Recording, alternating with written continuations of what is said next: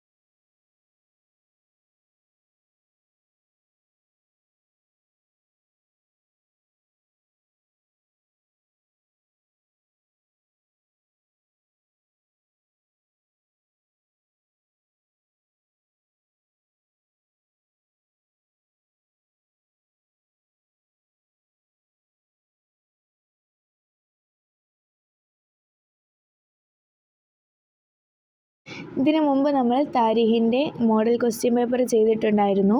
ഈ വീഡിയോയിൽ നമ്മൾ ചെയ്യാൻ പോകുന്നത് എല്ലാ പാഠത്തിലെയും പ്രധാനപ്പെട്ട ചോദ്യങ്ങളും ഉത്തരങ്ങളും നമ്മൾ പറയുന്നുണ്ട്. അപ്പോൾ എല്ലാവരും വീഡിയോ സ്കിപ്പ് ചെയ്യാതെ കാണുക. പിന്നെ നിങ്ങൾ ഇതുവരെ ചാനൽ സബ്സ്ക്രൈബ് ചെയ്തിട്ടില്ലെങ്കിൽ എന്തായാലും ഇന്ന് തന്നെ സബ്സ്ക്രൈബ് ചെയ്യാം. അപ്പോൾ നമുക്ക് ക്ലാസ്സിലേക്ക് കടക്കാം. ആദ്യം നമ്മൾ നോക്കുന്നത് മക്ക വിജയം എന്ന പാഠത്തിലെ തദ്രിബാത്തും അതിൻ്റെ ഉത്തരങ്ങളുമാണ്. അപ്പോൾ നമുക്ക് ഫസ്റ്റ് ക്വസ്റ്റ്യൻ നോക്കാം. ഉത്തരം പറയാനാണ് ചോദിച്ചിട്ടുള്ളത്. ഒന്നാമത്തെ ചോദ്യം, ഹുദൈബിയ കരാറിന് എതിരായിരുന്നു ഏത്? ഹുദൈബിയ കരാറിന് എതിരായിരുന്നു ഏത്? ഖുറൈശികൾ ബനു ബക്കർ ഗോത്രക്കാരെ സഹായിച്ചത്. എന്താണ് ഖുറൈശികൾ ബനു ബക്കർ ഗോത്രക്കാരെ സഹായിച്ചത്? രണ്ടാമത്തെ ചോദ്യം, മുസ്ലിങ്ങളുടെ സഖ്യകക്ഷി ആരായിരുന്നു? മുസ്ലിങ്ങളുടെ സഖ്യകക്ഷി ആരായിരുന്നു? ഹുസാഅത്ത് ഗോത്രം. ഹുസാഅത്ത് ഗോത്രക്കാരാണ് മുസ്ലിങ്ങളുടെ സഖ്യകക്ഷി. അബൂ സുഫിയാൻ ഇസ്ലാം സ്വീകരിച്ചു എവിടെ വെച്ച്? അബൂ സുഫിയാൻ ഇസ്ലാം സ്വീകരിച്ചു എവിടെ വെച്ച്? മറുൽ അഹ്റാൻ എന്ന സ്ഥലത്ത് വെച്ചാണ് അബൂ സുഫിയാൻ ഇസ്ലാം സ്വീകരിച്ചത്. നാലാമത്തെ ചോദ്യം, കഅബയുടെ സമീപം എത്തിയപ്പോൾ നബി സല്ലല്ലാഹു അലൈഹി വസല്ലം തങ്ങൾ എന്ത് പറഞ്ഞു? കഅബയുടെ സമീപം എത്തിയപ്പോൾ നബി സല്ലല്ലാഹു അലൈഹി വസല്ലം തങ്ങൾ എന്ത് പറഞ്ഞു? ഉത്തരം നോക്കാം. വകുൽ ജാഅൽ ഹഖു വസഹക്കൽ ബാത്തിലു ഇന്നൽ ബാത്തില കാന സഹൂക. എന്താണ് പറഞ്ഞിട്ടുള്ളത്? വകുൽ ജാഅൽ ഹഖു വസഹക്കൽ ബാത്തിലു ഇന്നൽ ബാത്തില കാന സഹൂക. അഞ്ചാമത്തെ ചോദ്യം, സൈന്യത്തെ രണ്ടായി ഭാഗിച്ചു ആരൊക്കെയാണ് നേതൃത്വം കൊടുത്തത്? സൈന്യത്തെ രണ്ടായി ഭാഗിച്ചു ആരൊക്കെയാണ് നേതൃത്വം കൊടുത്തത്? ആരൊക്കെയായിരുന്നു? ഒന്ന് നബി സല്ലല്ലാഹു അലൈഹി വസല്ലം തങ്ങൾ, രണ്ടാമത്തേത് ഖാലിദ് ഇബ്നു വലീദ്. ആരൊക്കെയാണ്? നബി സല്ലല്ലാഹു അലൈഹി വസല്ലം തങ്ങൾ, ഖാലിദ് ഇബ്നു വലീദ് റളിയല്ലാഹു അൻഹു. അടുത്ത ചോദ്യം നോക്കാം. ഖാലിദ് റളിയല്ലാഹു അൻഹുവിനെ നേരിട്ടു ആര്? ഖാലിദ് റളിയല്ലാഹു അൻഹുവിനെ നേരിട്ടു ആര്? ബനു ബക്കർ ഗോത്രക്കാർ, ഹുലൈൽ ഗോത്രക്കാർ. ആരൊക്കെയാണ്? ബനു ബക്കർ ഗോത്രക്കാർ, ഹുലൈൽ ഗോത്രക്കാർ. അടുത്ത ചോദ്യം, അബ്ബാസ് റളിയല്ലാഹു അൻഹു കയറിയ കുതിരയുടെ പേരെന്ത്? അബ്ബാസ് റളിയല്ലാഹു അൻഹു കയറിയ കുതിരയുടെ പേരെന്ത്? ബൈലാ എന്നാണ് കുതിരയുടെ പേര്. എന്താണ്? ബൈലാ എന്നാണ് കുതിരയുടെ പേര്. അബൂ സുഫിയാൻ നബിയുടെ അടുക്കൽ എത്തി എങ്ങനെ? അബൂ സുഫിയാൻ നബിയുടെ അടുക്കൽ എത്തി എങ്ങനെ? അബൂ സുഫിയാൻ അബ്ബാസ് റളിയല്ലാഹു അൻഹു കുതിരയുടെ പിന്നിൽ കയറ്റി കൂട്ടിക്കൊണ്ടുവന്നു. അബൂ സുഫിയാനെ അബ്ബാസ് റളിയല്ലാഹു അൻഹു കുതിരയുടെ പിന്നിൽ കയറ്റി കൂട്ടിക്കൊണ്ടുവന്നു. അടുത്തത് പൂരിപ്പിക്കാനാണ് ചോദിച്ചിട്ടുള്ളത്. വിട്ട ഭാഗം പൂരിപ്പിക്കാനാണ് പറഞ്ഞത്. അപ്പോൾ നമ്മൾ ചോദ്യം നോക്കാം. ഇവിടെ ഉത്തരങ്ങളും ചോദ്യങ്ങളും കൊടുത്തിട്ടുണ്ട്. ഞാനത് വായിക്കാം. നിങ്ങൾ ആ ഭാഗം എന്തായാലും പഠിച്ചിട്ട് പോവുക. അത് എന്തായാലും പൂരിപ്പിക്കാം എന്നുള്ള ഭാഗത്ത് നിന്ന് എക്സാമിന് വരുന്ന ചോദ്യങ്ങളാണ്. അപ്പോൾ എല്ലാ പാഠത്തിലെയും തദ്രിബാത്തിലുള്ള പൂരിപ്പിക്കൽ തന്നെയാണ് പരീക്ഷകം വരിക. അപ്പോൾ നമുക്ക് നോക്കാം. മൻ ദഹല ദാറ അബി സുഫിയാന ഫഹുവ ആമിനുൻ വമൻ ദഹലൽ മസ്ജിദ ഫഹുവ ആമിൻ വമൻ അലക അലൈഹി ബാബഹു ഫഹുവ ആമിനുൻ. രണ്ടാമത്തെ ചോദ്യം. അവിടെ ഉണ്ടായിരുന്ന ബിംബങ്ങളെല്ലാം നീക്കം ചെയ്യാൻ കൽപ്പിച്ചു. കഅബയിൽ പ്രവേശിച്ച് 2 റക്അത്ത് നിസ്കരിച്ചു. ഇനി ആ മുകളിൽ തന്നിട്ടുള്ള ഹദീസിൻ്റെ അർത്ഥമാണ് താഴെ തന്നിട്ടുള്ളത്. അബൂ സുഫിയാൻ്റെ വീട്ടിൽ പ്രവേശിച്ചവരും മസ്ജിദുൽ ഹറാമിൽ പ്രവേശിച്ചവരും സ്വന്തം വീട്ടിൽ വാതിലടച്ചവരും സുരക്ഷിതരാണ്. ഇതിൻ്റെ ഹദീസ് അല്ലെങ്കിൽ അറബിയാണ് മൻ ദഹല ദാറ അബി സുഫിയാന ഫഹുവ ആമിനുൻ വമൻ ദഹലൽ മസ്ജിദ ഫഹുവ ആമിനുൻ വമൻ അലക അലൈഹി ബാബഹു ഫഹുവ ആമിനുൻ. അപ്പോൾ ഈ ആശയവും അറബി എന്തായാലും പഠിക്കുക. ഇനി അടുത്തത് നോക്കാം. സത്യം വന്നു അസത്യം നശിച്ചു, നിശ്ചയം അസത്യം നശിക്കുന്നതാണ്. ഇതിൻ്റെ അറബിയാണ് പറയാൻ പോകുന്നത്. വകുൽ ജാൽ ഹക്കു വസഹക്കൽ ബാത്തിലു ഇന്നൽ ബാത്തില കാന സഹൂക. ഈ പാഠത്തിലെ പ്രധാനപ്പെട്ട 2 ഹദീസുകളും അതിൻ്റെ ആശയങ്ങളുമാണ് തന്നിട്ടുള്ളത്. നിർബന്ധമായും അത് പഠിക്കുക. ഇനി അടുത്തത് നോക്കാം. താഴെ കൊടുത്തവയിൽ മക്ക വിജയത്തിൻ്റെ സന്ദേശങ്ങളായി നിങ്ങൾ മനസ്സിലാക്കുന്ന കാര്യങ്ങൾ തിരഞ്ഞെടുത്ത് എഴുതുക. ഏതൊക്കെയാണ്? വലിയ വിജയത്തിലും അമിതമായ ആഹ്ലാദമോ ആഗ്രഹമോ ഇല്ല. ക്ഷമയുടെയും കാത്തിരിപ്പിൻ്റെയും വിജയമാണത്. ശത്രുക്കൾ പോലും വിസ്മയിച്ചു പുറത്തു കൊടുക്കലിൻ്റെ ദിവസം. ഖാലിദ് ബിൻ വലീദ് റളിയല്ലാഹു അൻഹു ആണ് മക്ക വിജയത്തിൻ്റെ പിന്നിൽ. ഇതിൽ ആദ്യത്തേതും മൂന്നാമത്തേതുമാണ് ശരിയായിട്ടുള്ളത്. വലിയ വിജയത്തിലും അമിതമായ ആഹ്ലാദമോ ആഗ്രഹമോ ഇല്ല. ശത്രുക്കൾ പോലും വിസ്മയിച്ച് പുറത്തു കൊടുക്കലിൻ്റെ ദിവസം. ഇത് രണ്ടുമാണ് ശരിയായിട്ടുള്ളത്. അടുത്തത് വ്യക്തമാക്കുക. ലീ തുവയിൽ വെച്ച് നബി സല്ലല്ലാഹു അലൈഹി വസല്ലം തങ്ങൾ ചെയ്തത് എന്താണ്? നബി സല്ലല്ലാഹു അലൈഹി വസല്ലം തങ്ങൾ ചെയ്തത്? നബി തങ്ങൾ സൈന്യത്തെ 2 വിഭാഗമാക്കി. ലീ തുവയിൽ വെച്ച് നബി തങ്ങൾ സൈന്യത്തെ 2 വിഭാഗമാക്കി. ഖാലിദ് റളിയല്ലാഹു അൻഹുവിന് നൽകിയ നിർദ്ദേശം. ഖാലിദ് റളിയല്ലാഹു അൻഹുവിന് നൽകിയ നിർദ്ദേശം എന്തായിരുന്നു?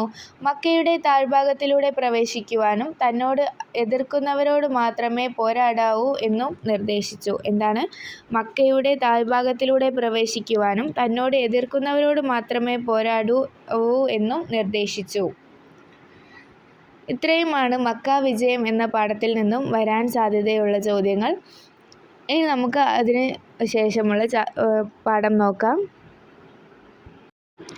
ഹൈബർ ഉപരോധം. ഹൈബർ ഉപരോധത്തിലെ ചോദ്യങ്ങളും ഉത്തരങ്ങളുമാണ് ഇനി നമ്മൾ നോക്കുന്നത്. ഒന്നാമത്തെ ചോദ്യം. ഹൈബറിൽ താമസിച്ചിരുന്നത് ആരായിരുന്നു? ഹൈബറിൽ താമസിച്ചിരുന്നത് ആരായിരുന്നു? യഹൂദികളാണ് ഹൈബറിൽ താമസിച്ചിരുന്നത്. നബി സല്ലല്ലാഹു അലൈഹി വസല്ലമയും സ്വഹാബികളും ഹൈബറിലേക്ക് പുറപ്പെടാൻ കാരണം. നബി സല്ലല്ലാഹു അലൈഹി വസല്ലമയും സ്വഹാബികളും ഹൈബറിലേക്ക് പുറപ്പെടാനുള്ള കാരണം എന്താണ്?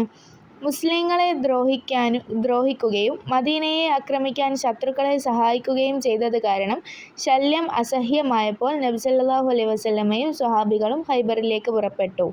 മുസ്ലിങ്ങളെ ദ്രോഹിക്കുകയും മദീനയെ ആക്രമിക്കാൻ ശത്രുക്കളെ സഹായിക്കുകയും ചെയ്തത് കാരണമാണ് നബി സല്ലല്ലാഹു അലൈഹി വസല്ലമയും സ്വഹാബികളും ഹൈബറിലേക്ക് പുറപ്പെടാൻ കാരണമായത്.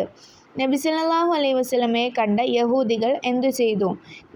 അവരുടെ കോട്ടകളിൽ അഭയം തേടുകയും മുസ്ലിങ്ങൾക്ക് നേരെ അമ്പെയ്ത് കൊണ്ടിരിക്കുകയും ചെയ്തു. നബി സല്ലല്ലാഹു അലൈഹി വസല്ലമയെ കണ്ടപ്പോൾ യഹൂദികൾ എന്ത് ചെയ്തു? അവരുടെ കോട്ടകളിൽ അഭയം തേടുകയും മുസ്ലിങ്ങൾക്ക് നേരെ അമ്പെയ്ത് കൊണ്ടിരിക്കുകയും ചെയ്തു. നാലാമത്തെ ചോദ്യം. ഹൈബറിൽ ഷഹീദായവർ എത്ര? ഹൈബറിൽ ഷഹീദായത് എത്ര ആൾക്കാരാണ്? 15 പേരാണ് ഹൈബറിൽ ഷഹീദായിട്ടുള്ളത്. ഹൈബറിൽ കൊല്ലപ്പെട്ട യഹൂദികൾ എത്ര? 93 പേർ. ഹൈബറിൽ കൊല്ലപ്പെട്ട യഹൂദികൾ എത്രയാണ്? 93 പേർ. രണ്ടാമത്തെ ചോദ്യം. പൂരിപ്പിക്കാനാണ് പറഞ്ഞിട്ടുള്ളത്.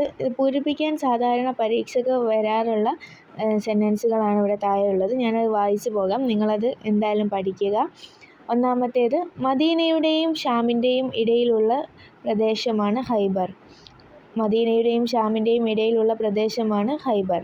രണ്ടാമത്തേത് ഹിജ്റ 7-ാം വർഷം മുഹറം മാസത്തിലായിരുന്നു അത്.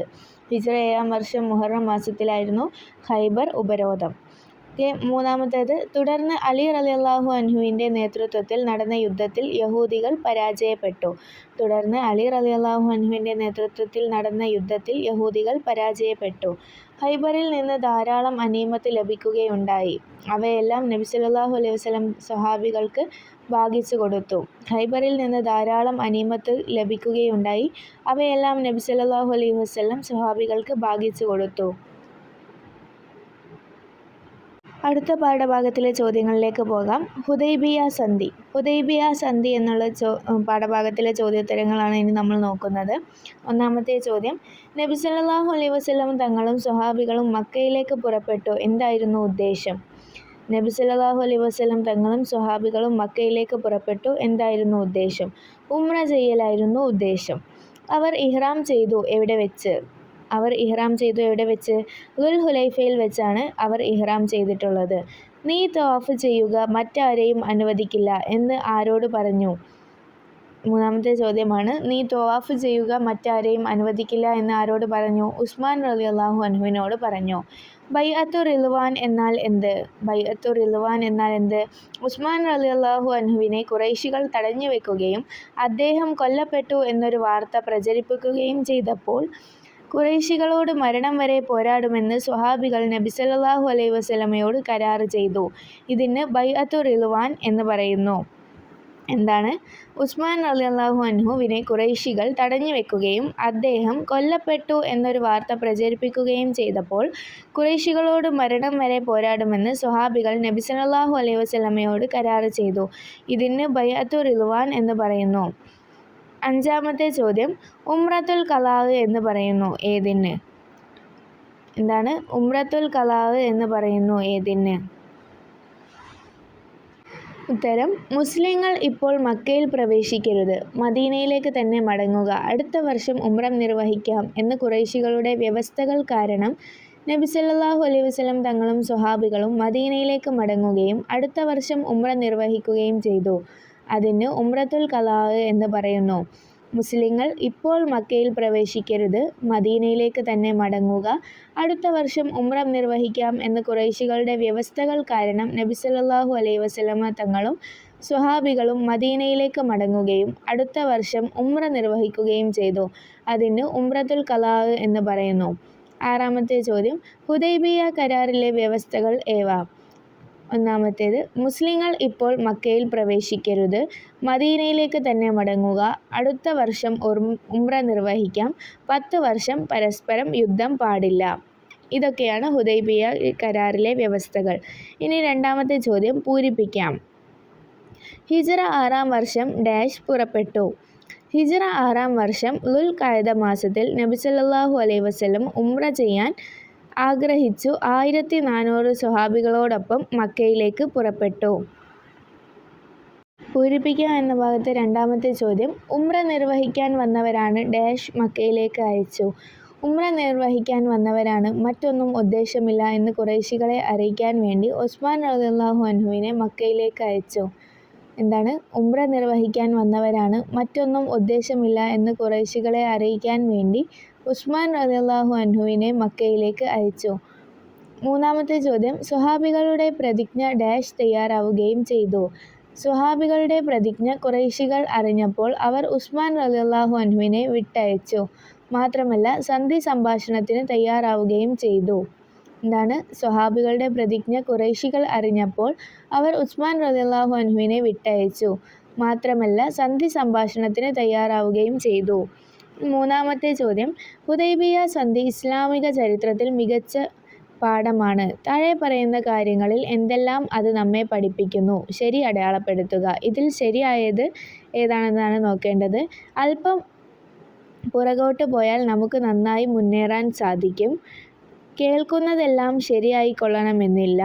ഒരു യുദ്ധം മറ്റൊരു യുദ്ധത്തെ ഉണ്ടാക്കുന്നു. സംശയങ്ങളും തെറ്റിദ്ധാരണകളും നാശത്തിന് കാരണമാകുന്നു. ഇതിൽ 2ഉം 4ഉമാണ് ശരി, ബാക്കി രണ്ടും തെറ്റാണ്. അടുത്ത പാഠഭാഗത്തിലെ ചോദ്യോത്തരങ്ങൾ നോക്കാം. പ്രതിരോധ കിടങ്ങ് എന്ന പാഠത്തിലെ ചോദ്യങ്ങളും ഉത്തരങ്ങളുമാണ് നോക്കുന്നത്. മദീനയിൽ കിടങ്ങ് കീറാൻ കാരണമെന്ത്? മദീനയിൽ കിടങ്ങ് കീറാൻ കാരണമെന്ത്? അബൂ സുഫിയാന്റെ നേതൃത്വത്തിൽ 10,000 പേർ അടങ്ങുന്ന ഒരു സേനയും അത്ഫാനിൽ നിന്നുള്ള സൈന്യവും മദീനയെ ലക്ഷ്യമാക്കി പുറപ്പെട്ടപ്പോൾ നബി സല്ലല്ലാഹു അലൈഹി വസല്ലം തങ്ങളും സ്വഹാബികളും മദീനയിലേക്കുള്ള പ്രവേശന അതിർത്തിയിൽ ഒരു കിടങ്ങ് കീറി ഉപരോധിക്കാൻ തീരുമാനിച്ചതാണ് കാരണം. എന്താണ്?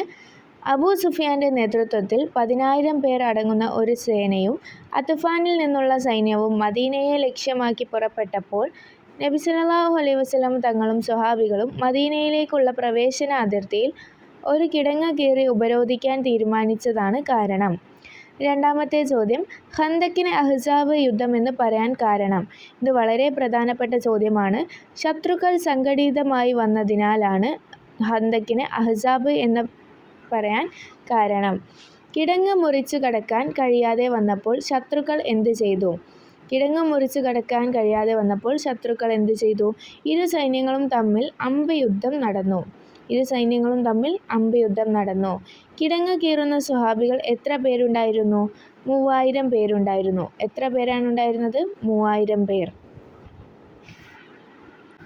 രണ്ടാമത്തെ ചോദ്യം പൂരിപ്പിക്കാനാണ്. ഒന്നാമത്തെ ചോദ്യം, അബൂ സുഫിയാന്റെ നേതൃത്വത്തിൽ ഡാഷ് ലക്ഷ്യമാക്കി പുറപ്പെട്ടു. അബൂ സുഫിയാന്റെ നേതൃത്വത്തിൽ 10,000 പേർ അടങ്ങുന്ന ഒരു സേനയും അത്ഫാനിൽ നിന്നുള്ള സൈന്യവും മദീനയെ ലക്ഷ്യമാക്കി പുറപ്പെട്ടു. രണ്ടാമത്തേത്, വിശപ്പ് കാരണം ഡാഷ് കീറിയിരുന്നത്. വിശപ്പ് കാരണം വയറ്റത്ത് കല്ല് വെച്ച് കെട്ടിക്കൊണ്ടായിരുന്നു സ്വഹാബികൾ കിടങ്ങ് കീറിയിരുന്നത്. മൂന്നാമത്തെ ചോദ്യം, അപ്പോൾ നബി സല്ലല്ലാഹു അലൈഹി വസല്ലം തങ്ങൾ ഡാഷ് കടപുഴകി വീണു. അപ്പോൾ നബി സല്ലല്ലാഹു അലൈഹി വസല്ലം തങ്ങൾ അവർക്കെതിരെ പ്രാർത്ഥിച്ചു. ഉടനെ ഒരു കൊടുങ്കാറ്റടിച്ചു. അവരുടെ തമ്പുകൾ കടപുഴകി വീണു. അടുത്ത പാഠഭാഗത്തിലെ ചോദ്യോത്തരങ്ങൾ നോക്കാം. ഉഹദ് നൽകിയ പാഠം. ഒന്നാമത്തെ ചോദ്യം, ഉഹദ് യുദ്ധത്തിനുള്ള കാരണം എന്തായിരുന്നു? ഉഹദ് യുദ്ധത്തിനുള്ള കാരണം എന്തായിരുന്നു? ബദർ യുദ്ധത്തിൽ പരാജയത്തിന് പ്രതികാരമായിരുന്നു ഉഹദ്. ബദർ യുദ്ധത്തിലെ പരാജയത്തിന് പ്രതികാരമായിരുന്നു ഉഹദ് യുദ്ധം. ഉഹദിലേക്കുള്ള വഴിയിൽ വെച്ച് മടങ്ങിയവർ ആരായിരുന്നു? ഉഹദിലേക്കുള്ള വഴിയിൽ വെച്ച് മടങ്ങിയവർ ആരായിരുന്നു? മുനാഫിക്കുകളായിരുന്നു. മൂന്നാമത്തെ ചോദ്യം, അമ്പെയ്ത്തിൽ വിദഗ്ധരായവരെ വിന്യസിപ്പിച്ചത് എവിടെ? അമ്പെയ്ത്തിൽ വിദഗ്ധരായവരെ വിന്യസിപ്പിച്ചത് എവിടെ? ഉത്തരം, ജബലു റുമാത്തിൽ. ജബലു റുമാത്തിലാണ് അമ്പെയ്ത്തിൽ വിദഗ്ധരായവരെ വിന്യസിപ്പിച്ചത്. നാലാമത്തെ ചോദ്യം, അമ്പെയ്ത്തിൽ വിദഗ്ധരായവരെ ജബലു റുമാത്തിൽ വിന്യസിപ്പിച്ചത് എന്തിനു വേണ്ടിയായിരുന്നു? മലയുടെ പിന്നിൽ കൂടി വരുന്നവരെ തടയാൻ വേണ്ടി. എന്തിനായിരുന്നു? മലയുടെ പിന്നിൽ കൂടി വരുന്നവരെ തടയാൻ വേണ്ടിയാണ് അമ്പെയ്ത്തിൽ വിദഗ്ധരായവരെ ജബലു റുമാത്തിൽ വിന്യസിപ്പിച്ചത്. അടുത്ത ചോദ്യം, ഉഹദ് യുദ്ധത്തിൽ നബി സല്ലല്ലാഹു അലൈഹി വസല്ലമ എന്ത് സംഭവിച്ചു?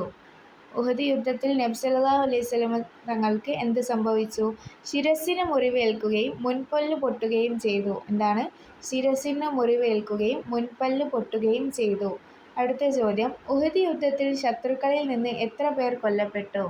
ഉഹദ് യുദ്ധത്തിൽ ശത്രുക്കളിൽ നിന്ന് എത്ര പേർ കൊല്ലപ്പെട്ടു? 23 പേർ. ഉഹദ് യുദ്ധത്തിൽ ശത്രുക്കളിൽ നിന്ന് എത്ര പേരാണ് കൊല്ലപ്പെട്ടിട്ടുള്ളത്? 23 പേർ. അടുത്ത ചോദ്യം, ഉഹദ് യുദ്ധമുണ്ടായ വർഷം ഏത്? ഉഹദ് യുദ്ധമുണ്ടായ വർഷം ഏതാണ്? ഹിജ്റ 3-ാം വർഷം ശവ്വാൽ മാസത്തിൽ. ഹിജ്റ 3-ാം വർഷം ശവ്വാൽ മാസത്തിലാണ് ഉഹദ് യുദ്ധമുണ്ടായത്. രണ്ടാമത്തെ ചോദ്യം, ജബലു റുമാത്തിൽ നിർത്തിയവരോട് നൽകിയ നിർദ്ദേശം എന്തായിരുന്നു? ജബലു റുമാത്തിൽ നിർത്തിയവരോട് നൽകിയ നിർദ്ദേശം, ഞാൻ തിരിച്ചു വിളിക്കുന്നത് വരെ ആരും താഴെ ഇറങ്ങരുത്. എന്താണ്? ഞാൻ തിരിച്ചു വിളിക്കുന്നത് വരെ ആരും താഴെ ഇറങ്ങരുത്. പതാക വഹിച്ചിരുന്നത് ആരായിരുന്നു? മുസ്അബ് ഇബ്നു ഉമൈർ റളിയല്ലാഹു അൻഹു ആണ് പതാക വഹിച്ചിരുന്നത്. മുസ്അബ് ഇബ്നു ഉമൈർ റളിയല്ലാഹു അൻഹു ആണ് പതാക വഹിച്ചിരുന്നത്. കൊലയാളി വിളിച്ചു പറഞ്ഞു എന്ത്? നിശ്ചയം ഞാൻ മുഹമ്മദിനെ കൊന്നു. എന്താണ് പറഞ്ഞത്? കൊലയാളി വിളിച്ചു പറഞ്ഞു, നിശ്ചയം ഞാൻ മുഹമ്മദിനെ കൊന്നു. ഉഹദിൽ ഷഹീദായവർ എത്ര? ഉഹദിൽ ഷഹീദായവർ എത്രയാണ്?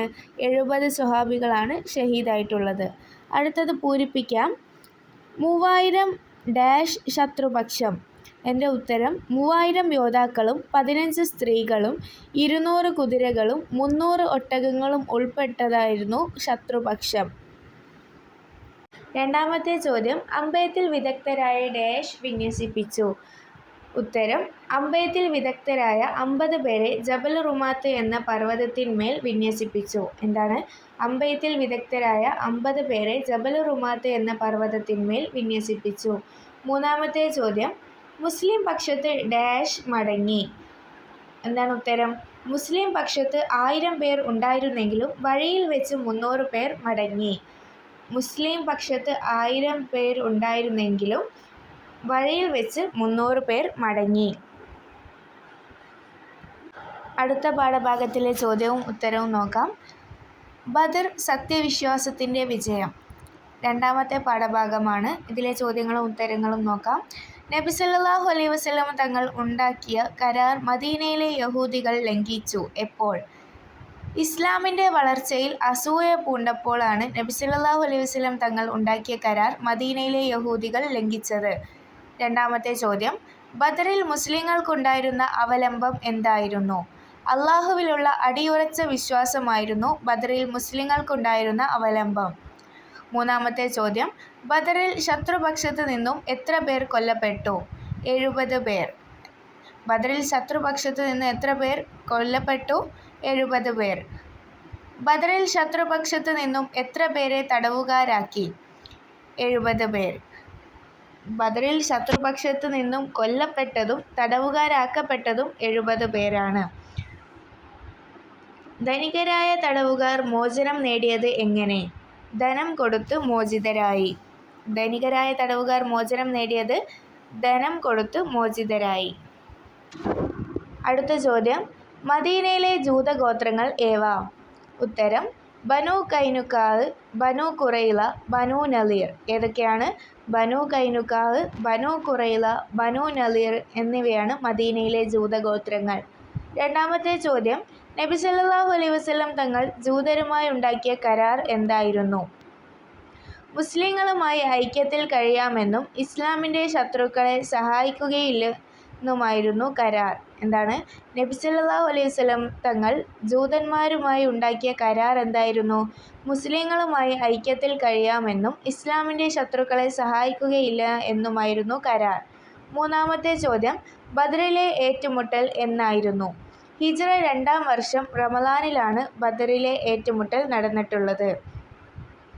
നാലാമത്തെ ചോദ്യം, മുസ്ലിങ്ങൾക്കുണ്ടായിരുന്ന ആയുധങ്ങൾ എന്തെല്ലാം? 3 കുതിരകളും 70 ഒട്ടകങ്ങളും 6 പടയങ്കികളും. 3 കുതിരകളും 70 ഒട്ടകങ്ങളും 6 പടയങ്കികളുമാണ് മുസ്ലിങ്ങൾക്കുണ്ടായിരുന്ന ആയുധം. ബദറിൽ ഷഹീദായവർ എത്ര? 14 പേർ. 14 പേരാണ് ബദറിൽ ഷഹീദായിട്ടുള്ളത്. ദരിദ്രരായ തടവുകാർ മോചനം നേടിയത് എങ്ങനെ? ദരിദ്രരായ തടവുകാർ എങ്ങനെയാണ് മോചനം നേടിയത്? മദീനയിലെ 10 പേർക്ക് വീതം എഴുത്തും വായനയും പഠിപ്പിച്ചു കൊടുക്കുക എന്ന വ്യവസ്ഥയിലാണ് ദരിദ്രരായ തടവുകാർ മോചനം നേടിയത്. എങ്ങനെയാണ്? മദീനയിലെ 10 പേർക്ക് വീതം എഴുത്തും വായനയും പഠിപ്പിച്ചു കൊടുക്കുക എന്ന വ്യവസ്ഥയിലാണ് ദരിദ്രരായ തടവുകാർ മോചനം നേടിയത്. അടുത്തത് പൂരിപ്പിക്കാനാണ് ചോദിച്ചിട്ടുള്ളത്. ഒന്നാമത്തെ ചോദ്യം, ബദറിൽ സംബന്ധിച്ച സ്വഹാബികൾ ഡാഷ് എന്ന് നബി സല്ലല്ലാഹു അലൈഹി വസല്ലം തങ്ങൾ പറഞ്ഞിട്ടുണ്ട്. ഉത്തരം, ബദറിൽ സംബന്ധിച്ച സ്വഹാബികൾ ആരും തന്നെ നരകത്തിൽ പ്രവേശിക്കുകയില്ല എന്ന് നബി സല്ലല്ലാഹു അലൈഹി വസല്ലം തങ്ങൾ പറഞ്ഞിട്ടുണ്ട്. രണ്ടാമത്തെ ചോദ്യം, ശക്തരായ 1000-ഓളം ഡാഷ് അണിനിരന്നു. ശക്തരായ 1000-ഓളം ഖുറൈശി യോദ്ധാക്കൾ മുസ്ലിങ്ങളോട് ഏറ്റുമുട്ടാൻ അണിനിരന്നു. മൂന്നാമത്തെ ചോദ്യം, അബൂജഹലിനെ പോലുള്ള ഡാഷ് അനിവാര്യമാക്കിയത്.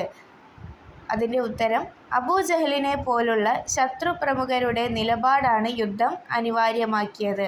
എന്താണ്? അബൂജഹലിനെ പോലെയുള്ള ശത്രുപ്രമുഖരുടെ നിലപാടാണ് യുദ്ധം അനിവാര്യമാക്കിയത്.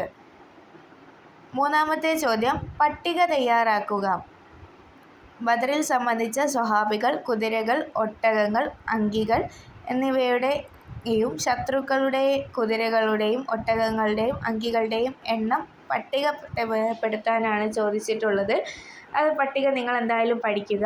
സ്വഹാബികൾ 313, സ്വഹാബികൾക്കുണ്ടായിരുന്ന കുതിരകൾ 3, അവർക്കുണ്ടായിരുന്ന ഒട്ടകങ്ങൾ 70, അങ്കികൾ 6.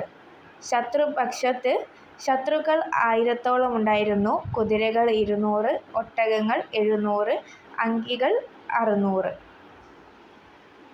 ഇത്രയുമാണ് ബദർ സത്യവിശ്വാസത്തിൻ്റെ വിജയം എന്ന പാഠത്തിലെ ചോദ്യോത്തരങ്ങൾ. ഇനി നമുക്ക് ഒന്നാമത്തെ പാഠഭാഗത്തിലെ ചോദ്യങ്ങളിലേക്ക് കടക്കാം. പ്രതിരോധ സമരങ്ങൾ എന്ന പാഠഭാഗത്തെ ചോദ്യോത്തരങ്ങളാണ് നമ്മൾ ഇനി പറയാൻ പോകുന്നത്. പരിശുദ്ധ ഇസ്ലാം വിഭാവനം ചെയ്യുന്നു എന്ത്?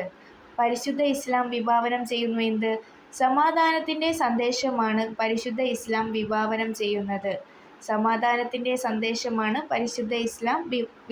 ചെയ്യുന്നത്.